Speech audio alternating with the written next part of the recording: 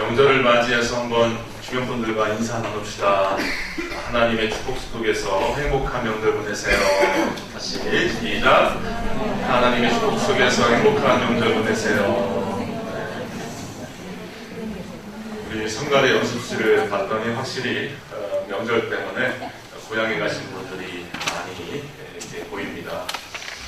근데 뭐 목사님들이 되게 명절들을 싫어해요. 교인들 숫자가 급감해서.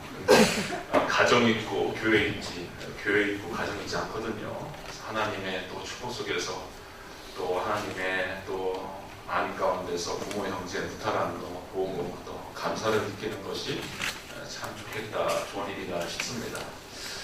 그런 의미에서 오늘은 그러한 설교를 준비했고, 앞서서 감동 있는 7분짜리 짧은 애니메이션 하나 좀 보고서 말씀을 이어가겠습니다.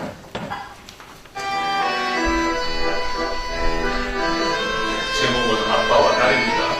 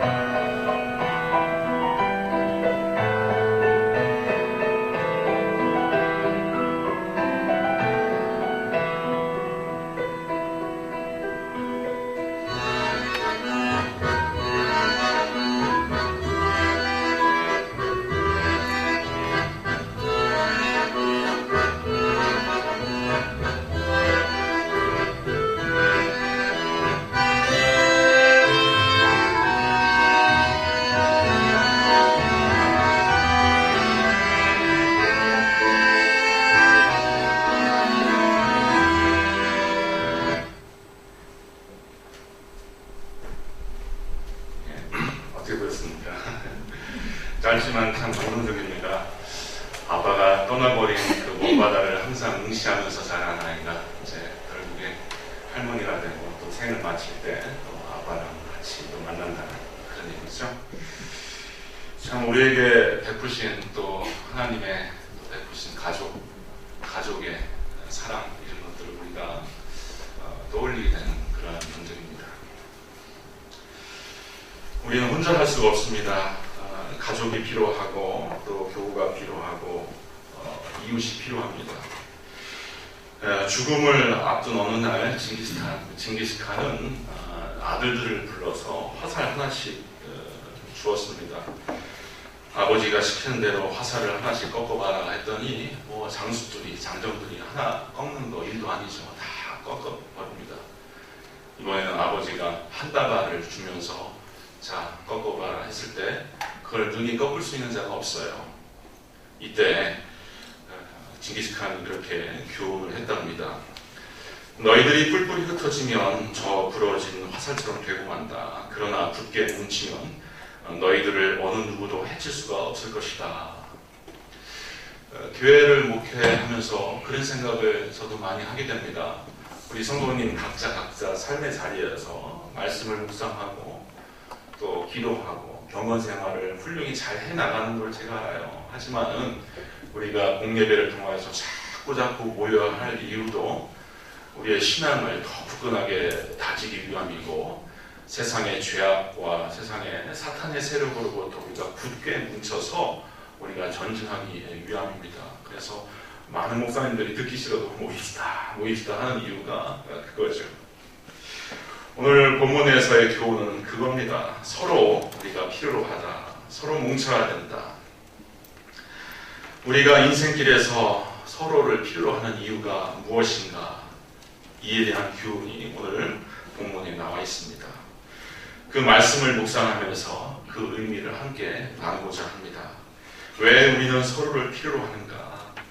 첫째는 좌절로부터 우리를 제기할 수 있기 때문에, 우리는 좌절로부터 제기할 수 있기 때문에 서로를 필요로 하는 겁니다. 인생길을 걷다 보면은 누구나 예외 없이 넘어지는 순간을 경험합니다. 문제는 넘어지느냐 안 넘어지느냐가 아니라 얼마나 빨리 다시 일어서느냐가 문제입니다. 안 넘어지는 인생은 있을 수가 없지요.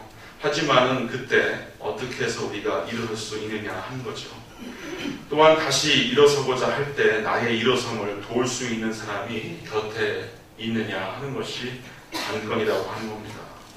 오늘 본문 10절 마지막 부분에 일으킬 자가 없는 자에게는 화가 있으리라 했습니다. 그래서 내 주변에 나를 일으킬 사람이 곁에 두고 있는 것, 나를 일으켜줄 사람이 옆에 있는 것이 참으로 중요합니다. 여기에 바로 가정생활에 행복이 있는 것이고, 또 더 나아가서 오늘 본문은 꼭 부부 사이나 부모 자식과의 관계만을 주고 우리에게 제시하신 말씀은 아니라고 하는 걸 우리가 알아야 됩니다. 인생길에서 내가 넘어질 때 나의 넘어진 손을 붙잡아 일으킬 수 있는 친구, 교우, 또 사랑하는 사람을 가진 사람은 넓은 의미에서 다 그렇게 복을 누리면서 살아가는 겁니다. 특별히 전도서 기자는 신앙의 사람으로서 신앙 공동체의 교제의 중요성을 우리에게 가르쳐주고 있는 겁니다. 교회의 기능 가운데 하나가 바로 친교, 교제입니다. 교제. 근데 어렸을 때 저는 중고등부 이런 데 참석하고 다니면은 예배를 드리고서 우리 교제 시간입니다. 교제합시다 하면은 과자 봉지 몇 개 풀어놓고 콜라를 부어 마시면서 그렇게 교제 시간을 가졌는데, 저는 그런 게 교제인 줄 알았어요. 과자 부스러기 몇 개 놓고서 먹는 게 교제인 줄 알았는데 그게 아닙니다. 그게 아니라 우리가 어깨동무를 하고서 삶을 나누면서 함께 그 파이널 골까지, 하나님 나라에 당도하기까지 함께 가는 거예요. 그게 교회의 본질입니다. 교회 안에서 그래서 모두가 다 한 가족이 되어야 되고, 특히 곤고하고 약하고 아프고 슬프고 좌절하는 사람에 대한 지대한 관심과 사랑과 배려가 있을 때 그 교회가 참된 그리스도의 교회다라고 그렇게 하나님께서 인정하실 수 있는 겁니다. 교회는 인생길을 걷다가 넘어진 상처받은 사람을 치유하기 위하여서 부름받은 공동체다. 우리가 그렇게 알고서 교회의 일원이 되어야 합니다. 교회 생활 가운데서 제일 잘못하는 방법 가운데 하나가 교회까지 와서 다른 사람을 비난하고 정죄하는 겁니다. 우리 예수님조차, 사도 바울조차 그리스도 안에는 결코 정죄함이 없다라고 선포하고 단언했습니다. 그리스도 안에서 정죄함이 없다. 예수 그리스도의 보혈에 피뿌림을 받은 모든 하나님의 자녀들에 대해서 하나님 당신도 정죄하지 않다. 심판하기를 포기했다. 정죄하지 않기로 했다.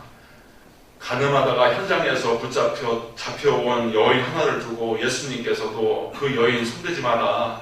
너희 가운데 정말 죄 없는 자가 돌로 쳐라. 이렇게 말씀하실 정도로 우리 주님은 우리를 정죄하는 데 관심이 없고, 정죄하는 것을 용서의 방향으로 극적으로 변화시킨 분이셔요. 십자가의 사역을 통하여서. 우리가 신앙하고 의지하는 하나님도 그런 하나님인데, 우리가 무슨 자격이 있다고, 우리가 무슨 어떠한 권리가 있다고 교회 안에 예수 그리스도의 보혈의 공로로 모여있는 사람들을 향하여서 손가락질하고 정죄하고 비난할 일이 어디 있겠느냐 이거예요. 하나님도 안 하시는 일인데, 하나님도 안 하시는 일인데, 우리 성도님들도 꼭 기억하세요. 저는 마음으로는 문득문득 그런 생각이 있을 수 있지만, 저는 우리 성도님들 어떤 삶의 모양으로 어떻게 살아가고 있다 하더라도 전혀 정죄하지 않습니다. 정죄하기로 하지 않았습니다. 저 스스로도 약하고 추한 모습이 너무 많은 사람이기 때문에 그거 바라보면은 관점을 제 자신에게 돌리고 제가 더 다듬어지기를 집중해야 하는 것도 벅찬데 또 남을 이렇게 관심사를 두고 남의 잘못이나 남의 허물을 가지고서 그걸 자꾸 생각하고 되뇌이는 것은 아주 그거는 안 좋은 거거든요. 우리 성도님들끼리도 그렇게 사랑하고 용납하고 관용하고 살 수 있기를 주님의 이름으로 당부드립니다. 미국의 60년대 초 소위 히피 운동이 대륙을 휩쓸고 지나갑니다. 많은 젊은이들이 베트남전을 경험하며 또 사회의 급변하는 형상을 바라보면서 우리가 왜 살아야 되는가, 우리는 어디로부터 와서 어디로 가야 하는가, 이런 고민에 많은 젊은이들이 심취하면서 뭐 락음악이라든지 또 마약이라든지 또 난잡한 성관계라든지 이런 데 많이 일탈하면서 그 히피 문화를 이루었어요. 사람들이 막 수염도 촉촉하게 기르고 머리도 길게 장발로 기르고 남녀가 그냥 뭐 성을 막 개방하면서 엉망으로 이렇게 살아갔지만 사실 그런 모습을 우리가 한꺼풀 벗겨보면은 모두가 다 갈급하다고 하는 그 징조거든요. 모두가 다 어떻게 살아야 될지, how to live, 어떻게 살아야 될지 그걸 알고자 몸부림치는 거거든요. 그래서 그런 히피 족속들 중에서도 많은 사람들이 제발로 교회의 문을 두드린 적이 있습니다. 왜냐하면은 인생의 길을 찾고자 방황하는 중이니까 혹간에 교회에 와서 문을 두드려요. 근데 많은 교회들이 어떤 잘못을 저질렀냐면은 머리 깎고 와라, 수염 깎고 와라, 옷 갈아입고 와라, 새 옷 입고 와라, 회개하고 오라 하면서 냉대를 했어요. 다 냉대를 했다. 그런데 젊은 목사님 한 분이 새 교회를 개척하면서 이렇게 전하기 시작했습니다. 우리는 여러분, 당신 있는 모습 그대로 환영합니다. 당신의 있는 모습 그대로 받아들일 준비가 됐습니다. 우리는 당신의 손을 따뜻하게 잡아줄 것입니다. 이렇게 개척을 시작했는데 이 교회가 갈보리 체프리라고 하는 교회고 이 목사님이 그 유명한 척 스미스 목사님이에요. 지금은 교단 하나를 이루어서 미국에 대단한 영향력을 끼치는 그러한 교단이 되었죠. 저는 우리 창신교회가 바로 그러한 교회가 되기를 주님 안에서 소망해 봅니다. 정말 우리 교회가, 우리 성도님들이 모든 연약하고 분고하고 아파하는 성도님들 또 교우들, 이웃들을 초청해서 하나님의 풍성한 사랑 가운데서 일으켜 세울 수 있는 그런 능력의 제자들이 되기를 주님의 이름으로 부탁드립니다. 아멘. 두 번째는 우리가 서로를 필요하는 이유가 서로 격려하고 격려받기 위해서입니다. 왜 우리는 인생길에서 서로를 필요합니까? 이 길이 너무 춥고 험하기 때문입니다. 혼자 힘으로 헤쳐나가기에 너무 힘든 길이 바로 인생길입니다. 제가 이제 앞에서 보니까 우리 베트남에서 온, 중국에서 온 여학생들이 눈물을 흘려요. 고향에 두고 온 아빠 생각을 하는지. 그래요. 이영만리에서 저도 뭐 공부를 잠깐 해봤지만 참 그래요. 집 떠나서 부모 떠나서 살아가는 것이 만만치 않고 이영만리 나가서 공부하는 건 만만치 않고, 그런데 이게 출발이에요. 사실 이제 성인이 되고 가정을 이루고 먼 길을 항해하기 위해서 앞으로 더 심각하고 더 어려운 일들이 또 우리 앞에 기다릴 수 있습니다. 하지만은 우리 옆에 가족이 있고 자식이 있고 또 사랑하는 교우가 있으면 우리는 이겨낼 수 있습니다. 오늘 본문 11절에 보면은 두 사람이 함께 누우면 따뜻하다고 말합니다. 두 사람이 함께 누우면. 이거를 우리가 뭐 남녀간의 관계를 생각하면 절대 안 됩니다. 이 말씀의 배경은 그 중분동을 이렇게 유랑하고 또 여행하는 그런 행인들, 그 나그네들에 관한 교훈입니다. 이 유대 지방도 사막지대에 속합니다. 그래서 낮이 되면 10살의 태양이 내려 쪼여서 정말 사람을 지치고 힘들게 만들고요. 그리고 밤에는 뼛속까지 추위가 파고듭니다. 그래서 길 가는 행인들은 서로 모르는 관계임에도 불구하고 서로 피 한 방울 섞여 있지 않았음에도 불구하고 서로 이렇게 여행 중에 만나면은 서로 동반하면서 가다가 텐트를 치고 잠을 잘 때 동성끼리 등을 이렇게 등지고서 잔답니다. 혼자 누우면은 춥지만 쉬지만 길 가다가 만난 나그네 행인이라고 하더라도 잠을 잘 때 그렇게 양떼들이 밤에 모여서 서로 이렇게 부비면서 자듯이 그렇게 등을 대고서 자야 밤을 이기고 추위를 이길 수 있다는 거예요. 그래서 9절에 두 사람이 한 사람보다 낫다라고 하는 그 까닭이 거기 있는 겁니다. 그래서 사막지대의 유목민들은 길 가는 동안에 친구를 만드는 것이 인생의 핵심이었어요. 우리 땅처럼 인구 밀도가 높은 나라는 사람 귀한지 모릅니다. 이웃 귀한지 몰라요. 뭐 오고 가는 모든 행인 가운데서 차 빠져도 무릎이 깨져도 갈 길 가고 뭐 아이가 뭐 엄마를 잃어서 혼자 울고 있어도 누군가 뭐 챙겨주겠지, 경찰관이 와서 챙겨주겠지 하면서 우리 무관심하게 지나곤 하는데 우리들도 사실 옛날에 호젓한 시골집 같은 데를 살아보신 분들은 알겠지만 그렇게 관심이 있어요.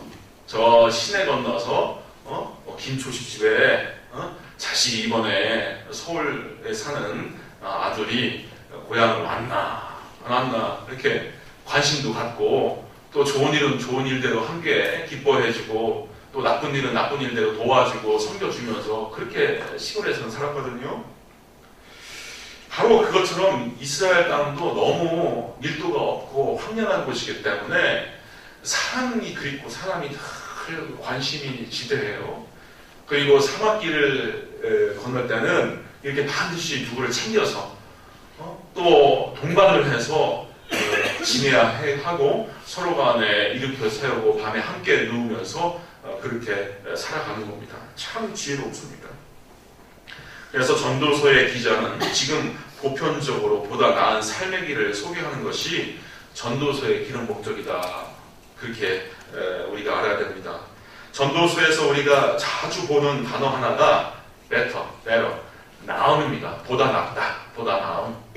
전도서는 율법이 아니에요. 그 하나하나를 우리가 율법처럼 지킬 것은 아니지만 내 삶 가운데 지금보다 좀 더 낫게 살고자 한다면은 이 상태보다 조금 더 지혜롭고 현명하고 또 풍요로운 행복을 누리면서 살고자 한다면은 전도서나 잠언의 많은 교훈들을 우리가 이렇게 깊이 받아들일 필요가 있습니다.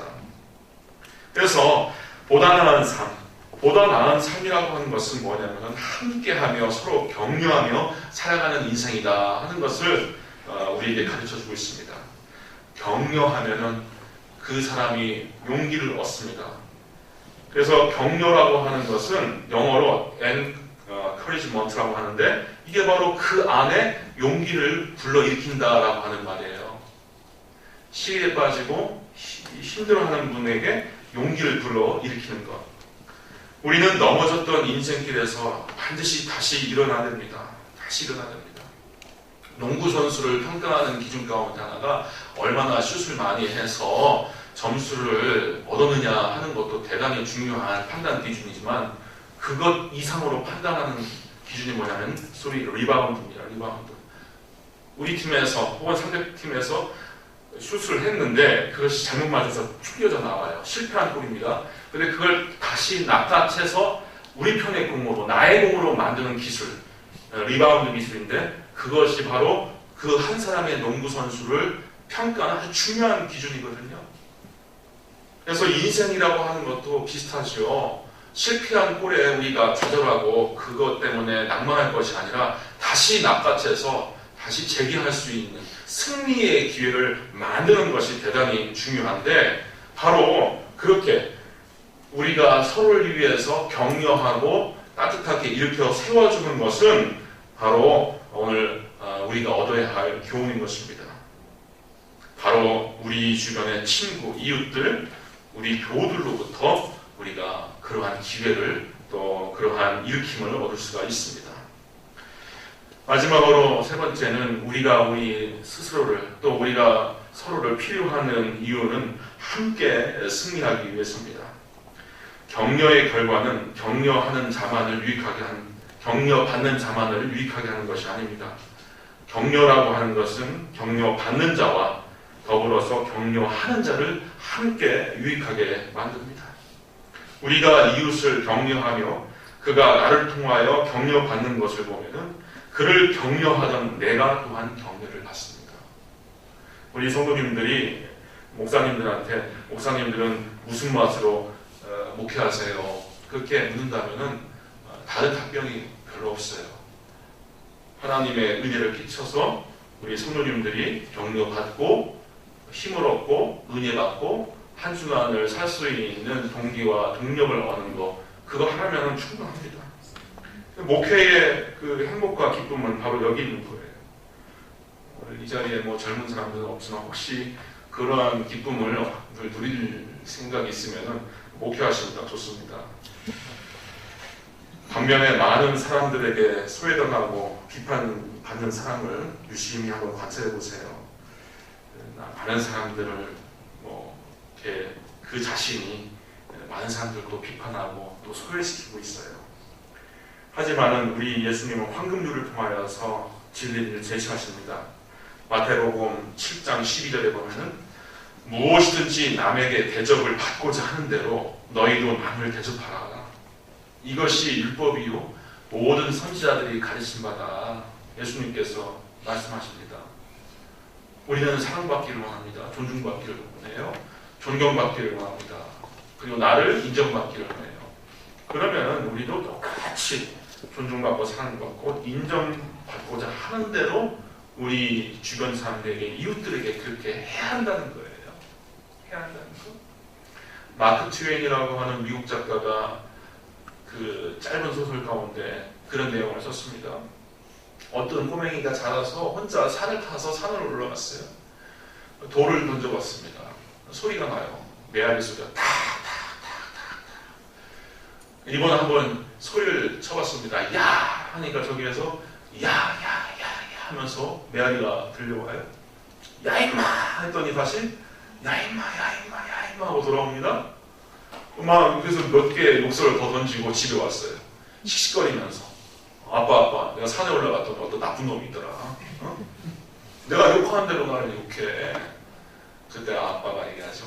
다음에 산을 올라가면은 욕을 하지 말고 한번 사랑해 한다든지 보고 싶어 한다든지 우리 만나자 그렇게 한번 해보라고. 그래서 그 아이가 올라가서 사랑해 했더니 여기서 사랑해 들려오고 보고 싶어 했더니 보고 싶어 하면서 들려온다. 이게 소위 메아리의 법칙이죠. 메아리의 법칙. 우리의 삶이 복잡한 것 같아도 단순합니다. 아주 단순해요. 우리가 누구를 향하여서, 사회를 향하여서, 어떤 공동체를 향하여서 좋은 태도와 마음씨를 가지고서 그렇게 언행을 그렇게 베푼다면 그것이 곧 나에게 돌아온다는 겁니다. 한 20년 전만 해도 인류가 그 시장에서 경쟁자를 바라보는 시각은 철저하게 흑백 논리였어요. 아군과 적군에 논리였습니다. 아군과 적군. 어떤 책을 보니까 또 마피아의 리더십을 배우라 이런 책도 있더라고요. 제가 그거 보는 순간 마귀의 책이다 해서 마귀의 책. 내가 승리하기 위해서, 내가 이기기 위해서 다 짓밟아버리고 다 내가 갈취해야 된다는 거예요. 그래야지 기업도 산다는 거죠. 틀린 겁니다. 얼마 못 갑니다. 반드시 그거는 하나님의 그 우주 질서가 그렇게 되어 있지 않아요. 우주적인 이 모든 질서가 그렇게 되어 있지 않아요. 상생하도록 되어 있어요. 상생하도록 되어 있어요. 까치에게 혹은 사과가 또 어떤 과실수가 새들에게 과실을 제공하면은 새는 그것을 먹고 좋은 비료와 함께 땅에다 그걸 심어줘요. 다람쥐들이 막 열심히 상수이나무를 뒤돌아다니면서 이 도토리나 밤을 이렇게 채집하잖아요. 근데 다람쥐는 그 두뇌가 잊을 수밖에 모른답니다. 잊고 붓고밖에 몰라요. 그래서 자기가 모아둔 곳에 하나라도 있으면 있다 이렇게 생각하고 누가 농부가 그걸 발견해서 다 가져가 버리면 없구나 다시 여기다 저장하지 말아야지 이렇게 생각을 한대요. 그래서 다 가져가면 안 된답니다. 다람쥐 풀을 발견했을 때 다 꺼내가지 말고 하나라도 둬야 됩니다. 근데 또 다람쥐가 재미있는 것이 기억력이 안 좋대요. 자기가 열심히 채집해 놓은 도토리를 복원을 했다가 깜빡 잊는데요. 하나님께서 왜 그렇게 바보처럼 만들었을까? 그게 섭리거든요. 그렇게 잊어야지 바로 그 굴에서 싹이 튀어서 또 참나무, 도토리나무가 열릴 수 있는 겁니다. 그게 우주의 질서예요. 그래서 나 혼자만, 나만 살겠다고 하는 것은 대단히 위험한 발상이고, 그래서 기독교적인 마인드를 가진 새로운 이론가들이 등장했습니다. 우리 성도님들이 혹시 아실지 모르겠네요. 피터 드러크라든지 스티븐 코비라든지 이런 사람들이 출연하면서 소위 함께하는 승리의 전략, 윈윈 스트래터지, 함께하는 그 승리의 전략이라고 하는 관점에서 많은 리더십책을 냅니다. 그래서 내가 살고자 하면은 남을 살리고, 내가 성공하고자 하면은 남을 성공시키는 그런 관점에서 미국의 기업 문화를 많이 바꿔갔죠. 저는 함께 승리하는 대표적인 인간관계가 바로 가정생활이고 또 우리 성도의 공동체라고 생각을 합니다. 우리가 이웃을 더 확장시켜서 이웃을 경쟁자로 생각하지 말고 협력자로 만들어 나갈 때 거기에는 새로운 에너지가 창출됩니다. 그것은 소위 시너지 효과라고 하죠. 시너지 효과. 그런데 성경에서 이미 지금으로부터 3000년 전에 전도서의 기자를 통하여서 이 진리를 기록한 것입니다. 그것은 오늘 함께 본 12절의 말씀입니다. 한 사람이면 능히 패하거니와 두 사람이면 능히 당하나니 세겹줄, 삼겹줄, 세겹줄은 쉽게 끊어지지 아니할 것이다 하는 겁니다. 많은 성경학자들이 여기서 삼겹줄의 의미가 무엇인가 보고서 주의를 많이 합니다. 어떤 분들은 부부와 자식 간의 관계가 아니냐 이렇게 얘기도 하는데 저는 그렇게 이해를 합니다. 나와 당신, 나와 당신, 당신에게는 남편이 될 수도 있겠고 자녀가 될 수도 있겠고 이웃이 될 수 있겠고, 나와 당신 그리고 플러스 우리와 임마누엘로 함께 하신다는 우리 예수님, 이렇게 나와 당신 그리고 우리 예수님 이렇게 함께하는 공동체가 될 때에 우리는 세상의 모진 풍파와 환란을 맞이하였어도 쉽게 끊어지지 않은 세력줄이 될 수 있는 것입니다. 마태복음 18장 20절에 보면은 두세 사람이 내 이름으로 모인 곳에 나도 그들 중에 있느니라 하면서 예수님께서 약속을 하셨습니다. 두세 사람이 모인 곳에 우리 예수님이 함께 하신다. 새벽기도 가끔 보면은 둘, 셋, 저와 집사람 그리고 또 다른 권사님들 이렇게 모이는데 혹간에 그런 얘기를 들어요. 목사님들 너무 미안하다. 이렇게 생각할 하나도 없습니다. 저는 3,000명이 있던 1만 명이 있던 충분해요. 저는 너무 바글바글 시끄럽고 옆에서 방언 기도하고 떠들면 저는 방해받아요. 근데 조용히 기도하는 게 좋습니다. 3명도 넉넉합니다. 저는 감사해요. 우리 사랑하는 성도님들도 가족이 있고 또 교우가 있고 또 함께 마음을 포기할 수 있는 그 누군가가 있다면 그것은 하나님께서 베풀어 주신 정말 소중한 인생의 보화라고 하는 것을 아시고 특별히 이번 명절을 통하여서 가족 간의 그 사랑과 또 형제 간의 깊은 우애를 충만히 누리실 수 있기를 주님의 이름으로 축원드립니다. 기도하겠습니다. 아버지 하나님 감사합니다. 우리에게 좋은 가정을 허락하여 주시고 또 이웃을 허락하여 주시고 이렇게 서로 사랑하며 서로 어깨동무하며 하나님 나라까지 우리가 진행할 수 있는 우리의 사랑하는 교우를 허락하여 주시니 감사합니다. 우리 창신교회는 함께함으로써 서로를 격려하고 섬기고 사랑함으로써 예수님이 함께하시는 능력과 향기가 나는 공동체가 되게 하여 주옵소서. 명절을 맞이하여 우리 모든 사랑하는 성도의 가정 가운데 하나님의 풍성한 평강과 위로와 기쁨과 행복이 넘치도록 복을 내리고 주옵소서. 예수님의 이름으로 기도합니다. 아멘.